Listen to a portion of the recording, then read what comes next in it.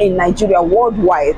Okay, I brought a video of Otunba Bamidele, who said that he wants the people of Ondo State to vote for him, that he wants to become the governor of Ondo State, that he has been there for 40 years. So this time around, he has come out willingly to make, you understand, to contest. So the people of Ondo State, they should vote for him. He said he's willing to make everything work perfectly the way the people want. Not only that, I brought down the video for you to watch. I wouldn't want to watch it alone, so don't forget to drop a good comment.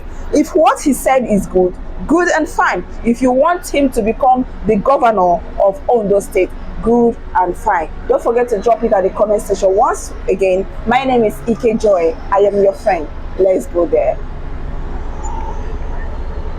I believe the problem of Ondo State has been solved today, and I really appreciate that God